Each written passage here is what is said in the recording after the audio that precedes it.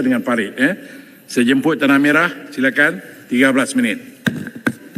Bismillahirrahmanirrahim. Assalamualaikum warahmatullahi wabarakatuh. Salam sejahtera. Terlebih dahulu ucapkan terima kasih kepada Tan Sri Yang Bertua kerana beri peluang kepada saya melibatkan diri dalam sesi bajet 2025, dan terima kasih kepada sahabat saya Farid yang telah beri laluan saya berbahas terlebih dahulu.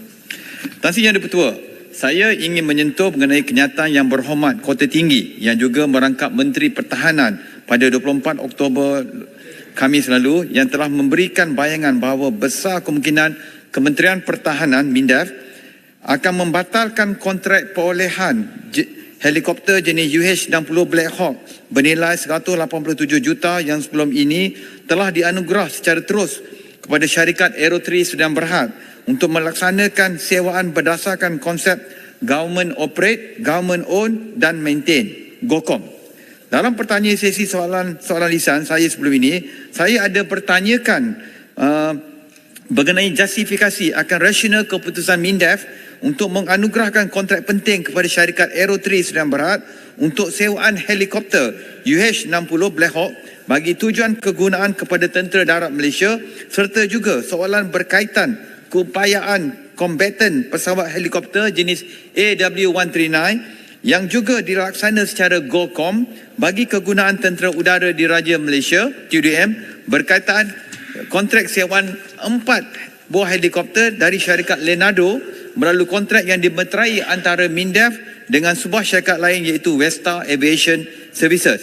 Tan Sri Yang Di-Pertua, semua keputusan untuk menyewa helikopter sama ada jenis Black Hawk ataupun AW139 adalah retitan daripada keputusan kerajaan untuk menutup lompong gap filler keperluan pengangkutan udara medium lift setelah kerajaan terpaksa melucut taulah penggunaan pesawat helikopter jenis Sikorsky S-61A4 Nuri yang sebelum ini telah digunakan dengan sangat jayanya oleh dua cabang Perkhidmatan Angkatan Tentera Malaysia iaitu Tentera Darat dan juga TUDM, khususnya bagi tujuan menyokong operasi ketenteraan di hutan belantara atau keperluan sokongan operasi menangani bencana banjir sejak zaman darurat lagi.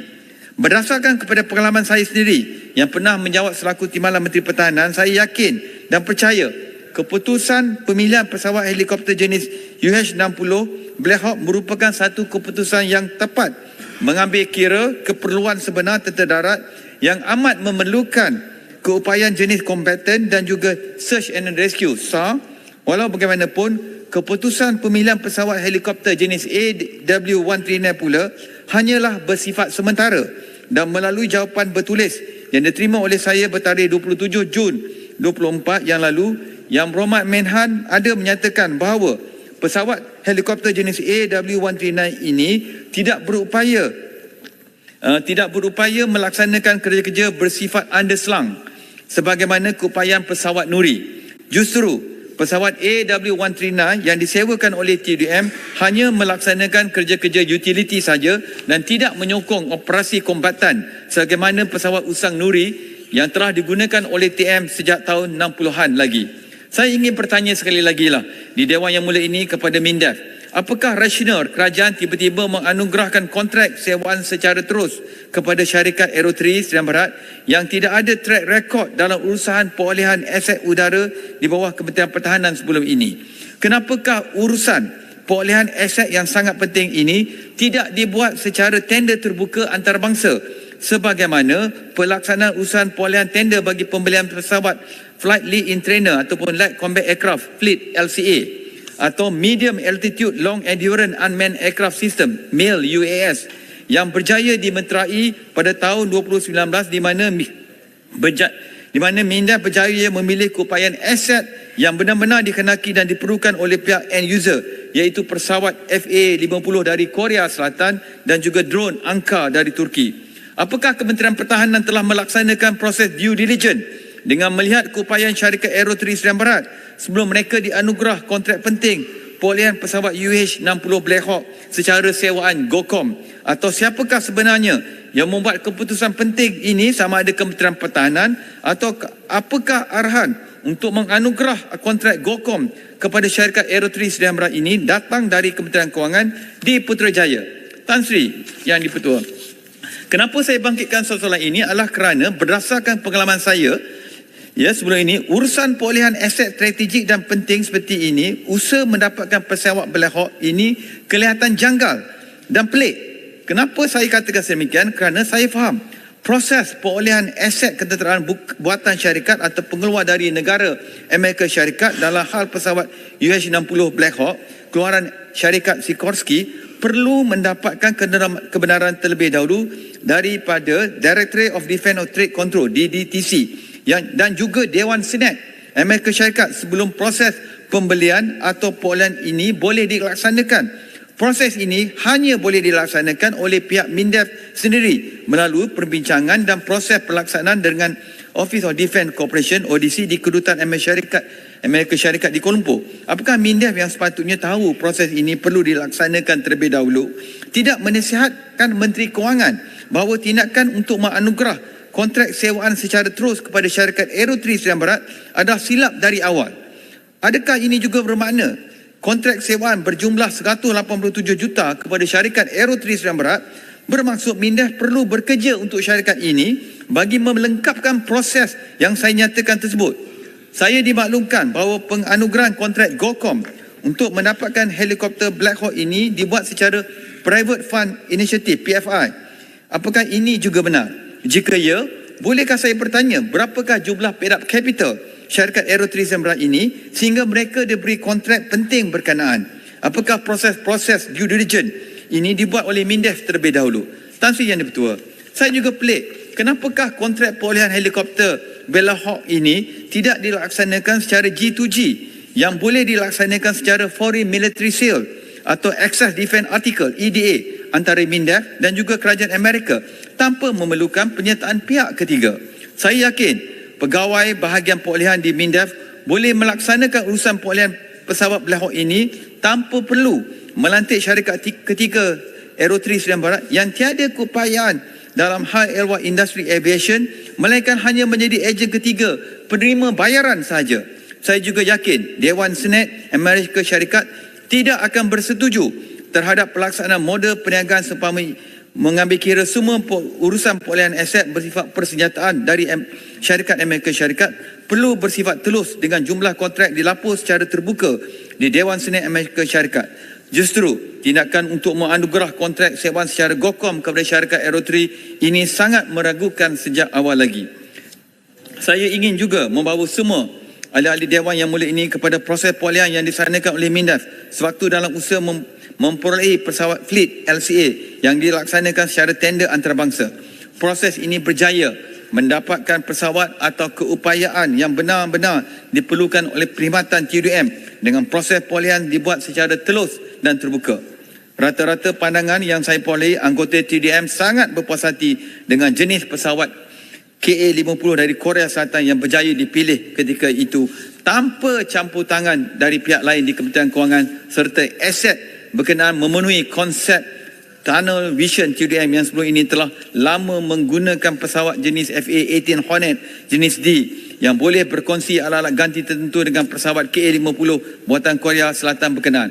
Selain itu, ground crew technical serta keperluan sokongan fasiliti hangar juga tidak perlu dibangunkan dari SIFA. Ini memberikan ruang perolehan secara lancar dalam kesinambungan penggunaan aset udara oleh TDM selain dari menjimatkan pembelanjaan wang awam untuk mengoperasi pesawat berkenaan bagi jangka masa panjang. Soalan saya kepada MINDEF, kenapa bagi keperluan mendesak untuk mendapatkan pesawat helikopter jenis UH-60 atau Black Hawk ini tidak dibuat secara tender antarabangsa sebagaimana perolehan pesawat KA-50 yang lepas? Saya percaya sekiranya kaedah proses perolehan atau tender antarabangsa dibuat, tentera darat dan TDM akan berjaya mendapatkan helikopter Black Hawk ini tanpa alasan-alasan pelik sebagaimana yang dinyatakan oleh Yang Berhormat Timbalan Mehan dalam jawapan lisan saya sebelum ini pada 16 Julai 2024 di Dewan Yang Mulia ini, di mana YB Alor Gajah merupakan Timbalan Mehan ada menyebut situasi perang di Ukraine adalah punca kenapa proses perolehan pesawat helikopter Black Hawk dari syarikat Aerotri ini tergendala. Jawapan ini bukan saja pelik, malah seakan bersifat satu bahan jenaka mengambil kira perolehan pesawat dari jenis varian yang sama S-70I Black Hawk dari kerajaan Filipina yang jauh lebih banyak iaitu berjumlah 32 buah tidak menemui sebarang masalah dan berjalan lancar. Tan Sri Yang Dipertua, kegagalan MINDEF mendapatkan pesawat helikopter UH-60 Black Hawk ini bukan saja merugikan pihak tentera darat yang amat memerlukan keupayaan pesawat jenis ini, malah membuka peluang kepada pelobi-pelobi lain yang mahu MINDEF mendapatkan helikopter sedia ada dari syarikat mereka untuk diberikan secara sewaan GOCOM kepada kerajaan. Walaupun tawaran keupayaan helikopter berkenaan tidak menepati kebulan sebenar end user serta tidak bersifat battle proven seperti Black Hawk. Justru itu saya sangat berharap kegagalan syarikat Aerotri Sedia Barat ini tidak boleh dipandang ringan dan mereka harus didenda oleh MINDEF berdasarkan kepada terma kontrak yang telah dimeterai sebelum ini sebagai balasan ganti rugi masa dan ruang siap saga ITM untuk melaksanakan tugas menjaga dan melindungi kedaulatan negara. Apakah ada terma dan syarat seperti itu dalam kontrak yang dianugerahkan kepada syarikat Aerotri sekiranya mereka gagal melaksanakan tanggungjawab mereka? Adakah kontrak yang dimeterai sebelum ini hanya bersifat berat sebelah tanpa menyebut atau menggariskan sebarang klausa kepentingan kerajaan atau tindakan yang boleh MINDEF kenakan pada syarikat sekiranya mereka gagal melaksanakan peranan dan tanggungjawab mereka? Pada minggu yang lalu, dunia dikejutkan tindakan biadab dan tidak bertanggungjawab daripada tentera Israel yang secara sengaja menyerang pos-pos tentera pengaman Pertubuhan Bangsa Bersatu di selatan Lebanon dengan sejumlah pekerja UNIFIL dan juga tentera pengaman dari Sri Lanka dan Indonesia telah mengalami kecederaan akibat serangan sengaja yang dibuat oleh tentera rejim Zionis. Saya juga mengambil maklum perkembangan mengetahui keadaan keselamatan pasukan Melbat UNIFIL 85011 di mana pada Mac 2024 yang lalu kenderaan 4x4 fitted for radio FR jenis cendana auto milik kontingen Melbat UNIFIL telah diserang oleh orang awam di bandar Tyre, Lebanon serta berjaya dirosakkan dan dipancitkan. Situasi ini ternyata menjelaskan keadaan ancaman sebenar yang sedang dihadapi oleh anggota Malbat kita di Lebanon. Saya juga khawatir dengan keadaan aset Infantry Fighting Vehicle IFV lain yang digunakan oleh Malbat UNIFIL terutama dari jenis APC Red Panzer Kondo yang sudah terlalu usang dan tidak lagi relevan untuk digunakan dalam misi pengaman di luar negara. Soalan saya kepada Kementerian Pertahanan, bilakah keupayaan IFV dari jenis APC Red Panzer Kondo yang masih digunakan di Lebanon ini akan dapat digantikan sepenuhnya mengambil kira ancaman baru, periuk api buatan manusia ataupun implosive devices dan juga serangan generasi baru mungkin dilancarkan ke atas konvoi pasukan pengaman di Lebanon. Tan Sri, boleh tak minta tambah sikit masa? Sebab ini kesempatan negara ya. 1 minit. Okey, terima kasih. Saya akan potonglah. Saya Tan Sri Yang Dipertua, saya juga ingin bertanya lah kepada MINDEF lah. Ya? Saya ingin bertanya, mengambil kira pengalaman MINDEF memperoleh aset kenderaan 4x4 IAG Guardian yang dibuat secara tergesa-gesa pada 2018 yang ternyata tidak memenuhi spesifikasi dan piawaian yang ditetapkan oleh PUB.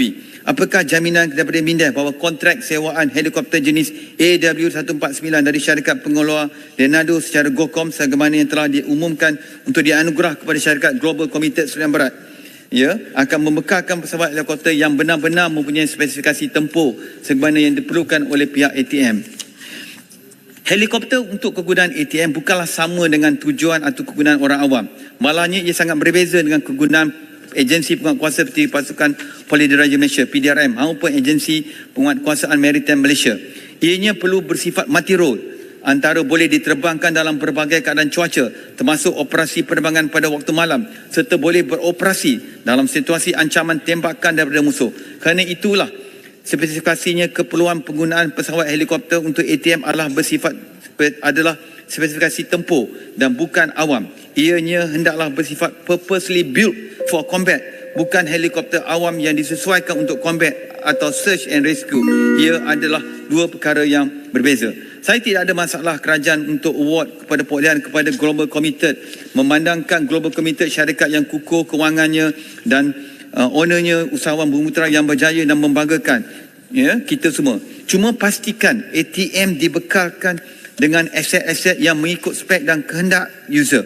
Di MINDEF, perolehan mestilah user driven, bukan contractor driven.